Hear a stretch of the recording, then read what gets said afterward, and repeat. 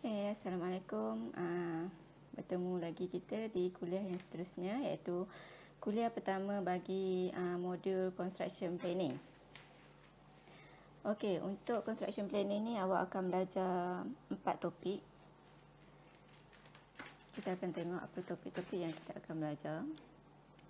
Okey, topik yang pertama berkaitan dengan Fundamentals of Project Management. Dekat sini awak akan tahu definisi projek, apa itu project constraint ataupun kekangan dalam projek. Kita akan tahu apa itu definitions of project management, macam mana nak buat planning, scheduling, monitoring and project control. Okey, yang kedua kita akan buat work breakdown structure, WBS control ataupun definitions of WBS. Apa itu definition of WBS? WBS ni adalah kita nak buat langkah kerja untuk menyiapkan sesuatu projek daripada permulaan sehinggalah habis. Contohnya daripada kerja-kerja foundation, kerja-kerja bata dan seterusnya. Okey, seterusnya adalah scheduling. Topik yang ketiga adalah scheduling, iaitu basic scheduling network. Macam mana awak nak buat jadual kerja. Jadual kerja ni bukan jadual kerja. Contohnya hari ni Azmi masuk kerja, esok Fahmi masuk kerja. Bukan. Scheduling work ni maknanya jadual untuk awak buat jadual untuk buat kerja, sesuatu kerja. Contohnya kerja-kerja tertulang. Berapa hari awak akan ambil masa. Lepas tu, lepas kerja-kerja tertulang, kita ada kerja-kerja konkret. Konkret pula berapa masa lamanya. Begitu juga dengan kerja-kerja seterusnya. Yang seterusnya kita akan masuk kepada topik yang terakhir, iaitu technical and progress meeting. Dalam technical dan progress meeting ni lebih kepada meeting-meeting lah. Macam mana agenda meeting, progress report untuk setiap projek. Lepas tu kita akan tahu macam mana nak conduct meeting, macam mana nak buat site meeting. Ini dalam topik technical and progress meeting. Okey, seterusnya kita masuk pada topik yang pertama. Apa itu pengurusan projek? Bila kita sebut je pengurusan projek, ada pengurusan, ada projek, atau meeting, ada pengurus projek. Okey, dalam modul ni kita tekankan lebih kepada pengurusan projek ataupun senang cerita macam mana nak jadi pengurus projek lah. Apa kerja-kerja pengurus projek ni? Okey, secara amnya pengurusan projek melibatkan pengurus projek dan ahli pasukan bagi menjayakan sesuatu projek pembinaan. Okey, kita tengok siapa pula ahli pasukan yang kena ada bersama-sama dengan pengurus projek, iaitu construction project team ni ada banyak. Kita ada klien, mesti ada main con, subcon, non-subcon, ada supplier, bankers, QS, landscape architect, M&E engineer, CNS engineer, architect, the project manager. Kalau kata tak ada tim-tim ni, kita takkan boleh melaksanakan satu pengurusan projek ataupun kita nak melaksanakan projek tu supaya berjaya. Kalau kata salah satu main con tak ada, siapa yang nak buat? Siapa yang nak bagi arahan pada subcon? Tak ada kan? So, dia mesti ada related. Setiap tim ni mesti ada berkaitan. Kalau tak ada klien, macam mana nak ada projek? Begitu juga kalau kata supplier tu tak ada. Macam mana kita nak dapatkan bahan? Begitu juga dengan QS. Kalau kata tak ada QS, macam mana kita nak buat anggaran kos bagi sesuatu projek? So, setiap satu orang ni adalah satu tim untuk memastikan bahawa planning ataupun construction kita berjaya. Faham setakat ni? Okey, seterusnya kita pergi apa itu definisi projek. Kita sebut je projek, kita pun tahu projek pembinaan. Semua orang tahu projek tu apa kan. Okey, projek ni mesti ada masa, iaitu satu pekerjaan yang telah ditentukan tarikh mula dan tarikh akhir. Contohnya projek membina sekolah. Kita mesti dah tahu dia ada mention masa dia, siap pada tahun bila dan pada tarikh bila. Itu adalah masa. Dia mesti ada skop, mempunyai objektif yang jelas dalam suatu pekerjaan. Contohnya dia membina bangunan 4 tingkat bagi sekolah kebangsaan. Dia ada skop yang jelas dia nak buat apa. Dan mesti ada kos, anggaran yang telah ditentukan. Tak pernah lagi lawan buat projek tak ada kos kan. Sebab apa-apa pun mesti kena ada kos supaya kita dapat menganggarkan projek kita tu. Okey, mestilah berorganisasi. Biasanya melibatkan organisasi sementara yang akan terhenti apabila projek telah siap. Maknanya dekat site projek kita ada dekat site tapak kita tu, pejabat tapak kita, kat pejabat tapak kita mesti ada organisasi sementara. Contohnya kat situ ada konsultan, kat situ ada main con, kat situ ada subkon. Kat situ semua ada tim-tim yang kita cakap tadi tu lah. Klien dia duduk dekat tempat dia lah kan. Yang mana yang sentiasa ada dalam tapak pembinaan tu, dia mesti kena ada organisasi sementara. Contohnya bila projek dah siap, maknanya organisasi tu pun akan terhentilah. Maknanya konsultan pergi kat konsultan balik, subkon pergi kat subkon balik dan seterusnya. Okey, kita tengok ciri-ciri projek. Dia mesti ada 5 ciri-ciri projek. Yang pertama adalah tarikh dan tarikh mula dan tarikh akhir. Yang saya cakap tadi, mesti ada objektif kerja yang dinyatakan dengan jelas. Mempunyai skop dan magnitude yang jelas ataupun skop dia. Nak buat bangunan apa. Biasanya melibatkan organisasi yang sementara yang akan diberhentikan apabila projek selesai dan mencapai objektif. Projek dah siap, organisasi kita pun terbatal. Maknanya masing-masing ke tempat masing-masing lah. Yang pasti projek adalah produk atau perkhidmatan yang unik, iaitu sesuatu yang belum pernah dilakukan. Apa itu definisi pengurusan projek? Tadi projek. Pengurusan projek pula adalah pekerjaan yang dilakukan dalam satu masa oleh organisasi sementara yang saya sebut tadi tu untuk menghasilkan produk ataupun perkhidmatan unik di mana prestasi, kos, kualiti atau masanya telah ditentukan oleh pelanggan dengan menggunakan sumber organisasi yang cekap melalui fungsi pengurusan, iaitu merancang, menyusun, menyelaras, mengetuai dan juga mengawal. Sebut je pengurusan, dia mesti ada fungsi-fungsi pengurusan ni lah. Dia mesti ada merancang, menyusun, menyelaras, mengetuai dan mengawal. Itu maksudnya pengurusan. Pengurusan ni dia dah planning lah, maksudnya dia dah rancang macam mana nak memastikan projek tu berjaya. Okey, seterusnya. Apa itu perbezaan pengurusan projek dan juga pengurusan pembinaan? Pengurusan projek ni penggunaan ilmu pengetahuan, kemahiran, alat-alat teknik, aktiviti-aktiviti projek dalam usaha memenuhi keperluan dan harapan stakeholder daripada suatu projek. Ia berkaitan dengan pengetahuan, kemahiran apa, alat apa yang kita nak pakai, aktiviti-aktiviti projek yang kita nak buat untuk pastikan projek itu siap. Tapi pengurusan pembinaan pula adalah kaedah kontraktor menguruskan aktiviti pembinaan bagi pihak klien. Ini lebih kepada kerja-kerja kontraktor lah. Kontraktor menyiapkan kerja untuk memastikan aktiviti pembinaan siap. Okey, seterusnya kita tengok apa itu stakeholder yang saya cakap tadi tu.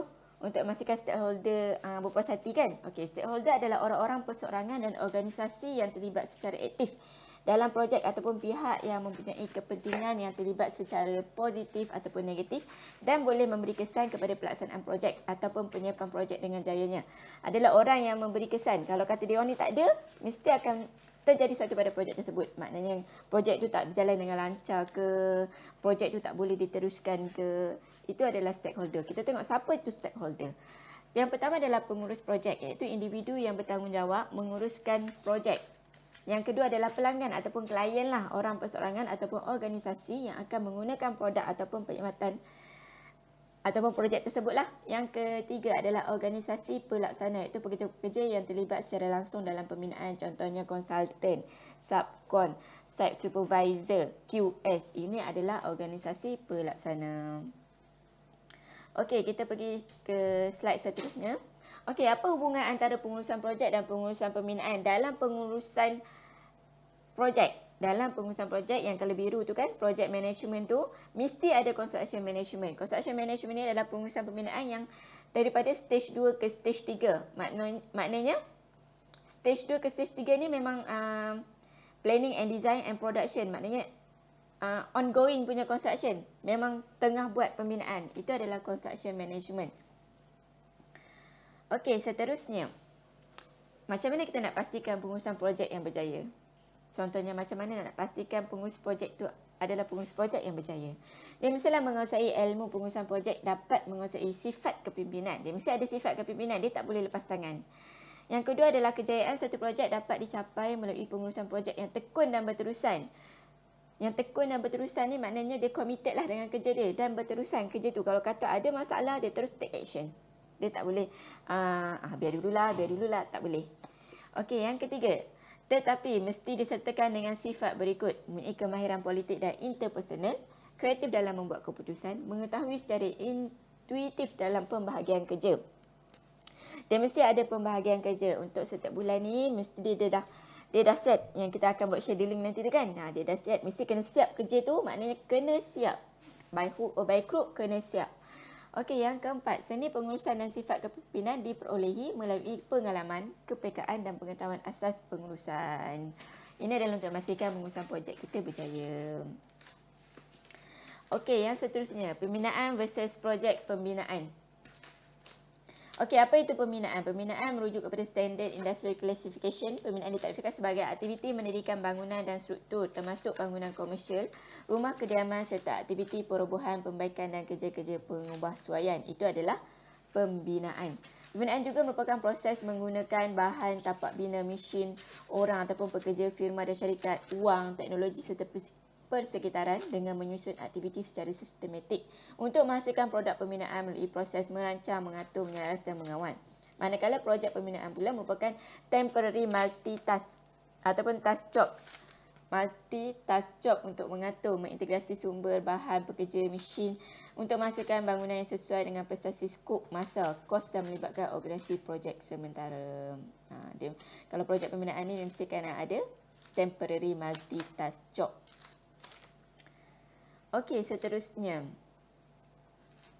Kita tengok pada peringkat-peringkat dan proses pengurusan. Bermula dengan peringkat kajian kemungkinan yang color green ni. Daripada peringkat kajian kemungkinan ni, kita akan lawat dan periksa analisis, tentukan piawaian kualiti. Lepas dah tentukan kualiti, ada sokongan, dapat perancangan kos, peruntukan belanjawan, pemilihan tapak. Lepas tu kita pergi kepada peringkat reka bentuk. Kat sinilah arkitek-arkitek dengan engineer akan bekerja untuk menyiapkan peringkat reka bentuk. Dah dapat reka bentuk semua dah ada costing semua, kita masuk pada peringkat tender. Kat tender ni kita akan sediakan dokumen tender, ada proses-proses menender, analisis tender dan seterusnya. Lepas dah dapat tender, kita masuk kepada peringkat pembinaan. Kat peringkat pembinaan ni adalah pentadbiran kontrak dia, pengawalan dia, pengurusan bahan, pengurusan jentera, kewangan, tenaga kerja dan seterusnya. Bila dah siap, dalam tengah peringkat pembinaan akan ada laporan kemajuan kepada pelanggan lah. Setiap bulan ataupun 3 bulan sekali akan ada site meeting dekat tapak pembinaan. Dari sinilah kita kena buat laporan. Bagi laporan pada klien, progres kerja kita. Lepas dah siap semua, projek dah siap, semua siap, kita bagi kepada penyerahan projek kepada pelanggan dan seterusnya kepada peringkat penyelenggaraan. Ada tempoh waktu untuk peringkat penyelenggaraan selepas kita dah bagi serah projek. Okey, faham? Saya kena cepat sebab dia bagi tempoh 30 minit je untuk saya buat video. Okey, seterusnya.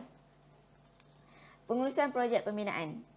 Definisi, bila sebut je pengurusan, kita ada pengorganisasian, penyatuan, pemantauan dan pengawalan oleh pihak perunding atau individu dalam pasukan untuk menghasilkan projek, membuat penilaian dan pemilihan untuk mencapai tujuan dan kepuasan pelanggan untuk membentuk produk pembinaan yang unik. Kenapa disebut produk pembinaan yang unik? Mungkin terdapat ribuan sekolah, hospital, bangunan ataupun pejabat membeli belah yang dibina untuk semua tempat, tapi masing-masing unik kerana semuanya berbeza. Contohnya berbeza dari segi pemilik dia, reka bentuk yang berbeza, lokasi pun berbeza, kontraktor tak sama, perunding pun lain, persekitaran pun lain. Walaupun kata sekolah, sekolah selalunya design dia lebih kurang sama kan, tapi tempat yang berbeza, kontraktor yang berbeza. Contohnya kat negeri Kedah, Negeri Sembilan, Negeri Johor. Mungkin dia punya reka bentuk sama, tapi lokasi yang berbeza. Kontraktor tak semestinya pakai kontraktor yang sama. Takkan kat Kedah sama dengan Johor. Tak mungkin sebab kita akan ambil kontraktor yang memang di kawasan tersebut untuk mengurangkan kos. Sebab itulah disebut produk yang unik. Okey, apa yang diuruskan dalam pengurusan projek? Projek management ni kita urus banyak sangat. Dalam site ni memang sangat banyak. Kita ada teknologi, engineering, environment, persekitaran, skop dia, sales and market, business objective, stakeholder interest, organisasi dia, komunikasi, procurement, perolehan dia, risiko, kualiti, costing dia, lepas tu scheduling dia, human resource ni berkaitan dengan kerana-kerana kita yang akan buat kerja, plan and machinery, tapak pembinaan dan juga jentera-jentera yang digunakan. Okey, seterusnya. Projek constraint ataupun kekangan dalam pengurusan pembinaan. Setiap projek mempunyai batasan dan risiko yang perlu dipertimbangkan bagi memastikan satu projek itu berjaya. Kita tengok apa kekangan. 3 kekangan utama dalam projek pengurusan pembinaan ini adalah masa, skop dan juga kos. Masa, apa itu masa? Merujuk kepada penjadualan schedule dalam menyiapkan projek, termasuk tarikh akhir bagi setiap fasa projek serta tarikh serah projek. Masa ni kalau kata kita berlebihan masa untuk siapkan satu projek, kita kena denda kan dan kena bayar. Kalau boleh kita tak nak lah sampai tahap macam tu. So, itu adalah salah satu kekangan dalam pengurusan pembinaan. Yang kedua adalah skop. Dengan menentukan tujuan, hasil yang spesifik serta penambahan tugas-tugas yang diperlukan untuk projek siap. Skop kita mesti jelas. Kalau kata nak buat tu je. Jangan mandai-mandai nak tambah-tambah itu, tambah-tambah ini di saat-saat akhir. Sebab dia akan memakan kos dan juga dia akan menelan kos dan juga memakan masa lah untuk siapkan. Yang ketiga adalah semestinya kos. Lebih dikenali sebagai anggaran kos yang merangkumi sumber kewangan untuk menyiapkan projek tepat pada waktunya. Kos bukan sahaja wang untuk bahan tetapi juga merangkumi kos untuk buruh, vendor, kawalan kualiti dan juga faktor-faktor lain. Kos ni memang sangat penting lah dalam projek pembinaan. Kalau kata tak ada kos, kat mana nak beli bahan? Macam mana kita nak sewa jentera. Tak semestinya kalau kata projek, kita ni projek-projek besar, ialah dia ada jentera sendiri. Tapi kalau macam kita projek-projek kecil, kita kena sewa. Kat situ ada kos. So kos ni memang sangat berkait rapat dalam pembinaan. Okey, seterusnya kita masuk pada introduction to planning, scheduling, monitoring and project control. Inilah untuk subtopik yang terakhir bagi topik 1 ya. Okey, kita tengok. Jangan risau, saya dah minimizekan lah benda ni bagi awak faham dalam satu slide. Kita tengok apa dia. Okey, apa itu planning? Planning adalah proses memilih kaedah dan urutan kerja yang akan digunakan untuk memastikan sesebuah projek pembinaan berjalan dengan lancar. Antara asas perancangan adalah anggaran kos. Kita kena rancang anggaran kos, kita kena rancang penjadualan ataupun scheduling. Kita kena buat kawalan projek, kawalan kualiti, pengurusan keselamatan dan lain-lain. Dalam projek management ataupun pengurusan projek, ada projek planning, perancangan projek. Sebab untuk memastikan projek management atau pengurusan projek tu berjaya, kita kena rancang dulu supaya projek tu mengikut kehendak yang telah ditetapkan. Okey, yang kedua adalah scheduling. Yang kita dah sebut scheduling tu apa kan? Okey, scheduling ni untuk menentukan tempoh masa dan urutan kerja bagi memastikan projek siap pada masa yang telah ditetapkan. Okey, contoh scheduling ni kita ada Gantt chart, kita ada CPM, kita ada PDM nanti. Yang tu kita akan belajar pada topik-topik nanti. Saya tak nak sentuh dengan lanjut, saya cuma nak bagi awak tahu apa itu scheduling je. Ni adalah projek siap pada masa yang telah ditetapkan. Dia dah ada masa. Contohnya, awak tengok yang categan yang ada hijau putih ni kan, yang kat bawah tu, excavate. Dia dah ada tempoh dia selama 4 hari. Excavate ni dalam masa 4 hari. Lepas tu, lepas dah excavate kita ada footing. Footing dalam masa daripada hari yang kedua sampai ke hari ke-8. Mesti dah siap footing. Lepas tu place rebar ataupun tertulang. Kerja-kerja tertulang daripada hari ke-6 ni dah start boleh buat rebar dah. Sehingga hari ke-10. Macam pula place concrete. Place concrete ni daripada hari ke-8 hingga hari ke-12. Bila dia dah keras, hari ke-14 hingga ke hari ke-16 kita sambung lagi kerja dia. Okey, yang seterusnya street form ni. Daripada hari ke-12 hingga hari ke-14, lepas tu hari ke-16 hingga hari ke-18. Kat sinilah, inilah maksudnya scheduling. Ini salah satu daripada scheduling lah, menggunakan kaedah categan. Maknanya kita dah tahu tempoh waktu untuk setiap kerja-kerja kita. Excavate berapa hari, footing berapa hari, kerja tertulang berapa hari, konkrit berapa hari. Itu adalah scheduling. Yang seterusnya, bila kita dah schedule, mestilah kita kena monitor kan. Mestilah kena buat pemantauan untuk pastikan apa yang telah dirancang ikut seperti yang telah ditetapkan. Pemantauan projek dibuat dengan mengumpul, merekod dan melaporkan maklumat mengenai prestasi kerja sesuatu projek. Pemantauan ini dibuat sentiasa, setiap masa dibuat pemantauan. Tak kisahlah dia datang site ke, dia tak datang site ke, dia ada orang yang memerhati setiap kerja-kerja yang dijalankan oleh tim-tim lah. Okey, yang terakhir adalah kontrol. Apa itu kontrol? Pengawalan projek.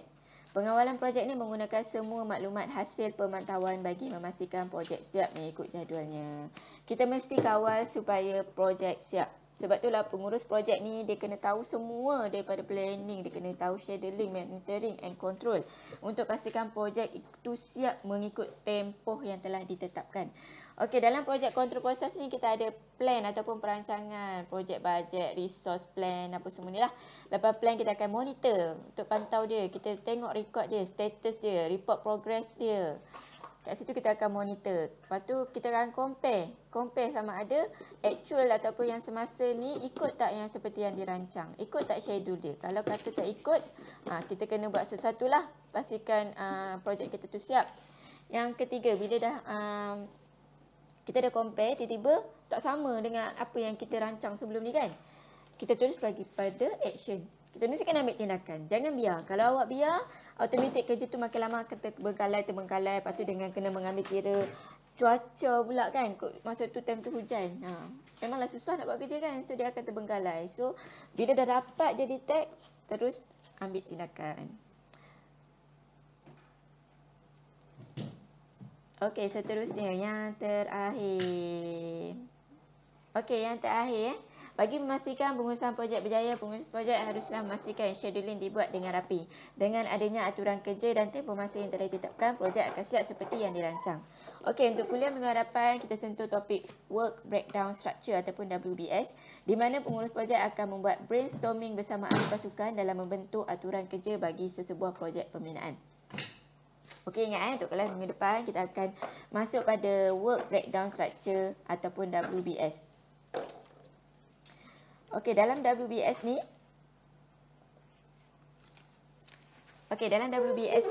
kita akan saya nak awak dalam kumpulan, nanti kita akan buat brainstorming macam mana nak siapkan kerja bagi projek pembinaan daripada permulaan, daripada footing, kerja-kerja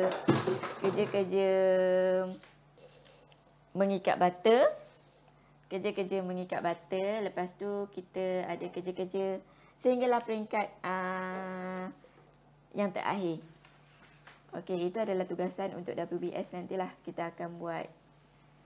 Okey, itu saja kelas saya pada kali ini, iaitu berkaitan dengan Fundamentals of Project Management. Saya harap awak tengok video ni sampai habis. Lepas habis video ni saya akan buat sedikit pop quiz lah untuk memastikan awak faham dan juga awak tengok sampai habis video ni. Okey, terima kasih. Assalamualaikum.